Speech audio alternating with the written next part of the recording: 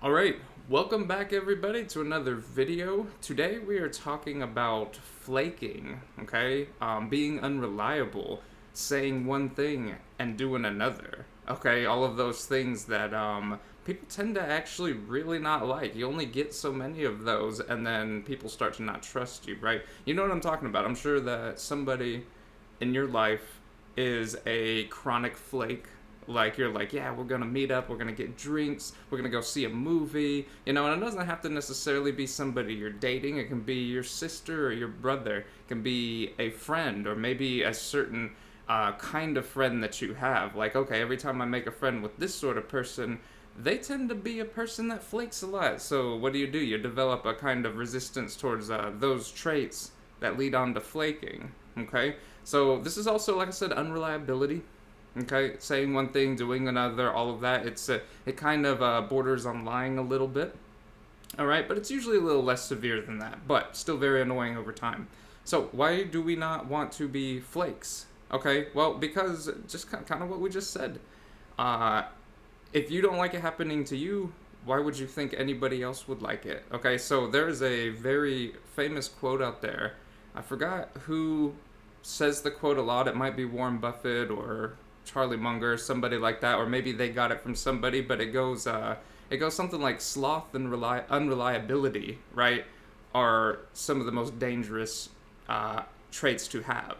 Okay, and sloth and unreliability, flaking ties right into that, being unreliable. Okay, and sloth is being basically lazy, sitting around not doing anything. You ever hear the adage? I believe it might come from the Bible, right? That the idle hands make the devil's work. What that means is that having nothing to do, okay, nothing that you're striving for, nothing that you're waking up every day and doing a little bit more of, right? Having nothing like that, it tends to lead to people doing like getting into mischief, right?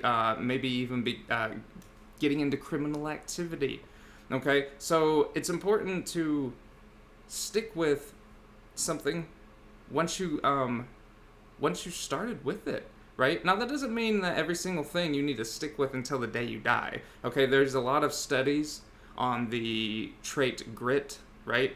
In fact, there's a book called Grit, written by Angela Duckworth, that talks about when it's appropriate, okay, not with everything, but when it's appropriate, sticking with something and seeing it through.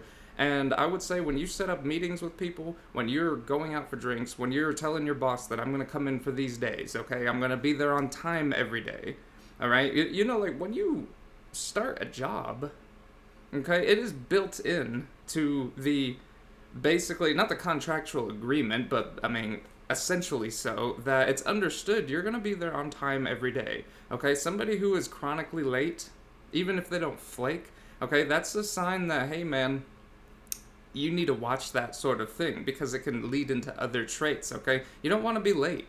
Okay, there's this saying too that you probably heard, that if you're on time, you're late. That means you need to be even early to things, like especially your job. Okay, now it doesn't have to be an hour early, but you want to get there with 5 or 10 minutes, maybe 15 minutes to spare. Okay, because you know why? You don't know. You don't know that on your drive over there, that you weren't going to get into traffic, that X, Y, and Z wasn't going to happen. You give yourself a 15-minute buffer or so, that's pretty safe. Okay, that's pretty standard. If you live longer from work, it probably needs to be more. But flaking is another issue entirely. Okay, so why would you develop a relationship with somebody that flakes a lot? You have to kind of take this apart a little and analyze it.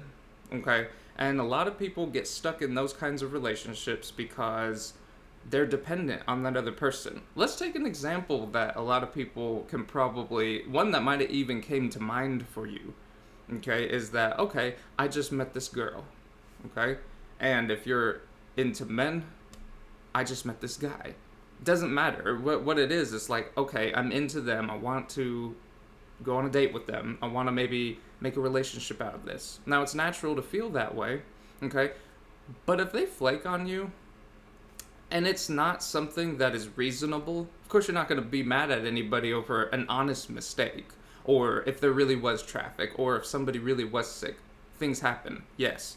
But if it's somebody that has a track record of that, who was just like, oh, I slept in, and I just didn't really feel like it and stuff like that, and you have that happen to you, and you allow it, and it continues to happen, you got to really analyze it and think to yourself, do you like this person so much that you're like in lust with them, that you really got to have that relationship so bad? Okay? That you fundamentally, at your core, feel like, oh, if I can't get this person, I might not be able to get another one.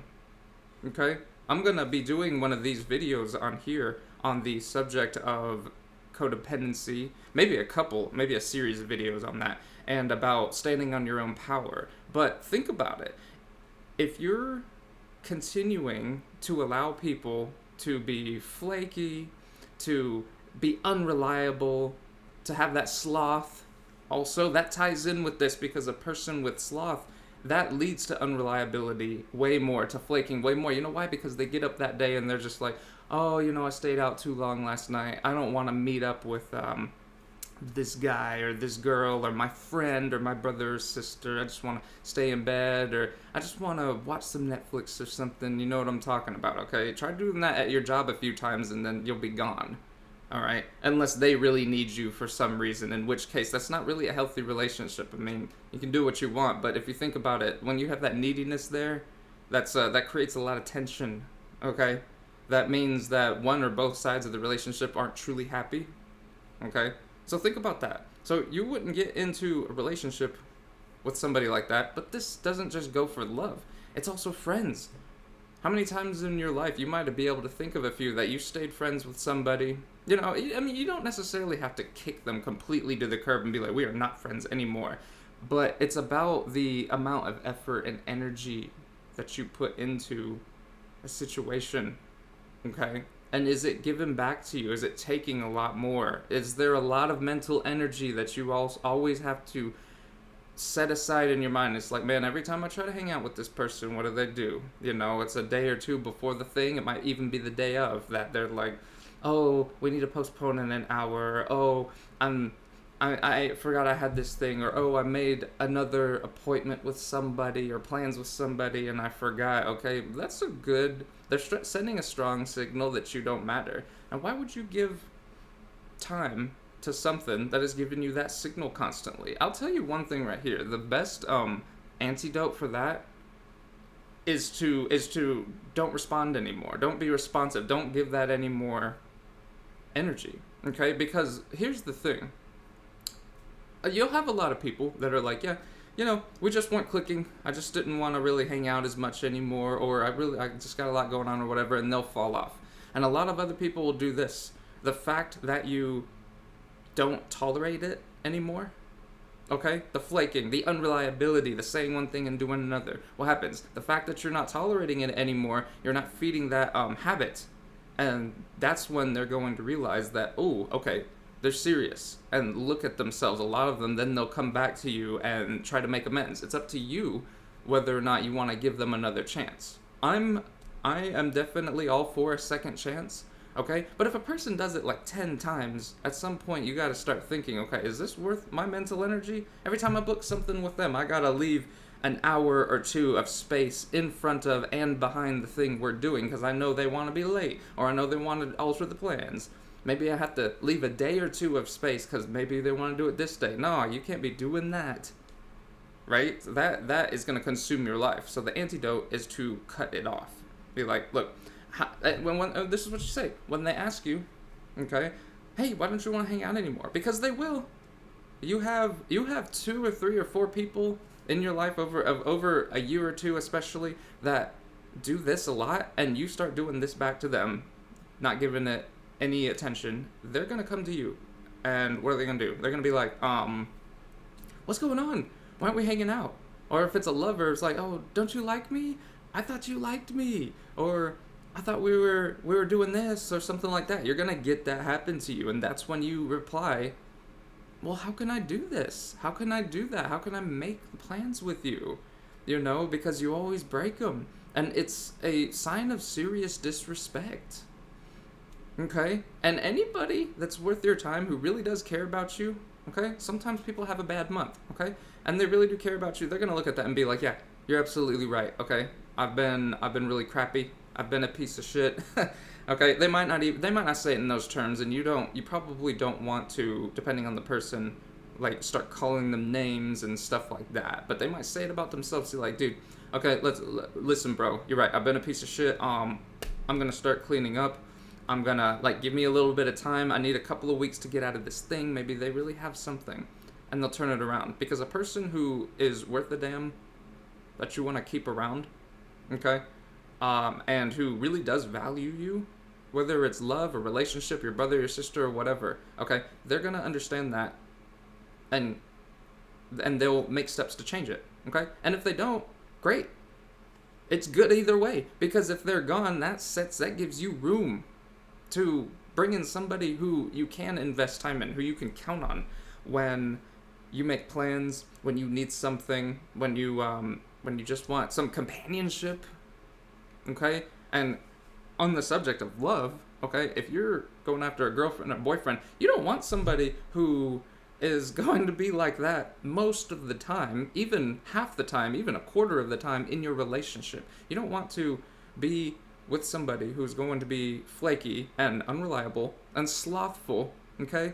You don't want those things. You want to be building a life together, or at least I suspect you do, all right? So you got to nip that in the bud directly, okay? Over the first month, it usually takes about a month, maybe a month and a half, maybe 2 months for the feeling of the love, that honeymoon phase after you guys just got together or just met or something, for that to kind of fall off a little, so you can see who they really are.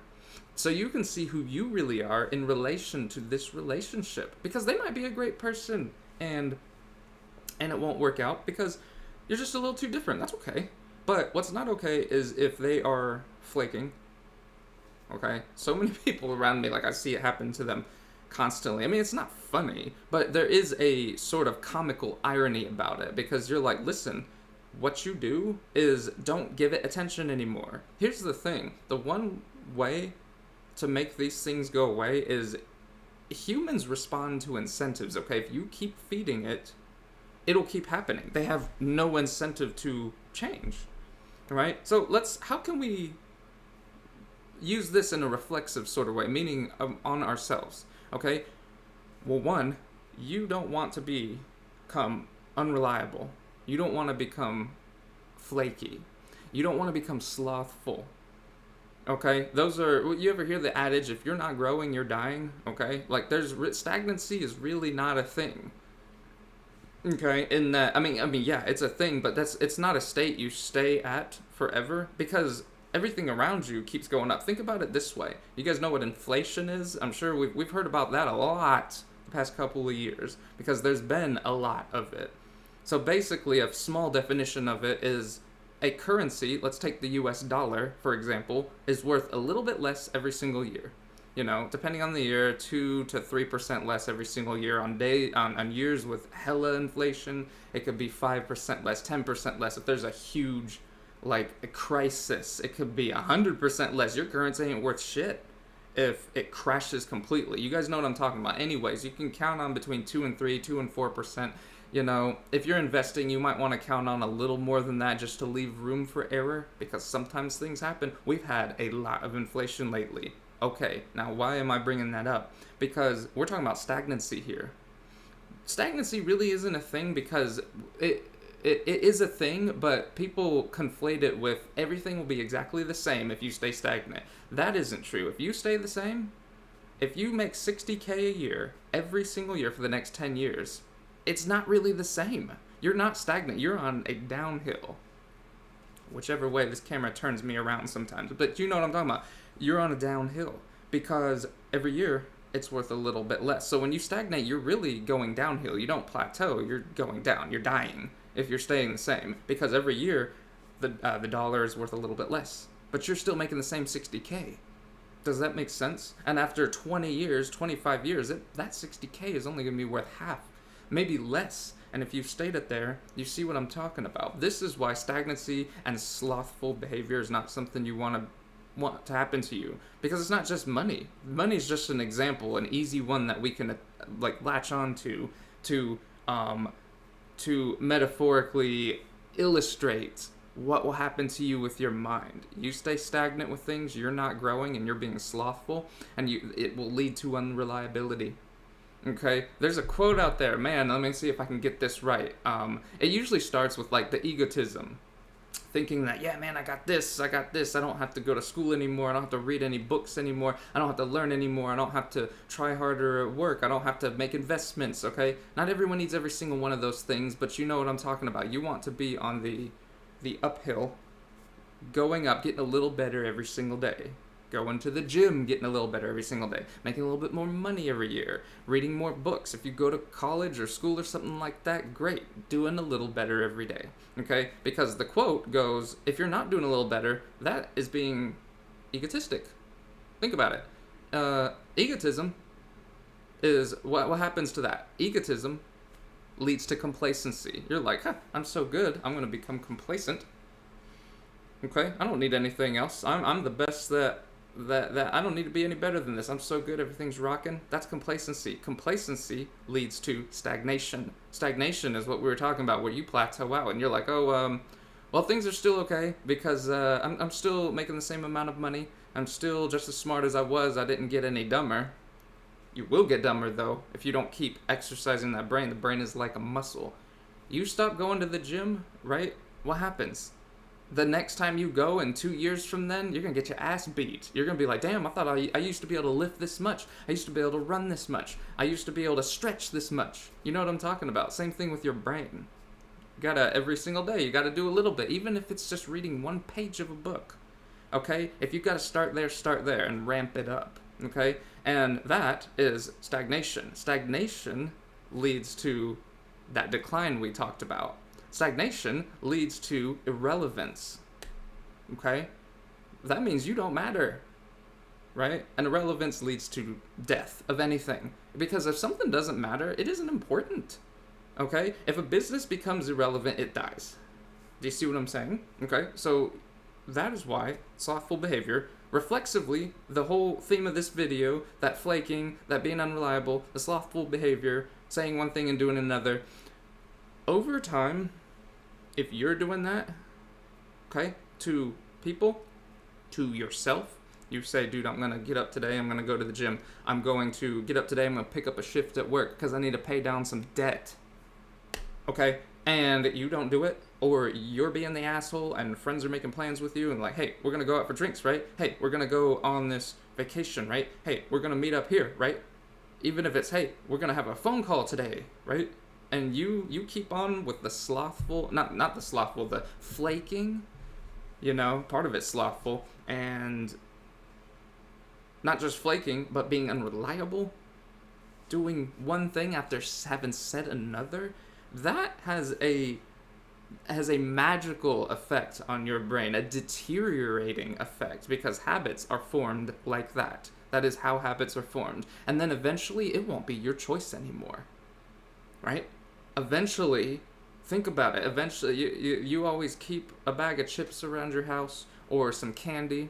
Every time you go to the store, like, oh, we'll just get one bag of candy, okay? Some ice cream in the freezer, and you think you're not going to touch it. But a lot of people, it takes a strong person to sit and look at all them Klondike bars in the freezer, right? And not touch them for a whole week. No, what happens? You touch one or two every single night. And then how the time flies. A couple of months later, that's your thing all the time. Now, I'm not saying you can't have sweets every now and again, but you know how easy it is to tumble when it goes from 1 to 2 Klondike bars to 3 to a whole damn box of them in a day or two, okay?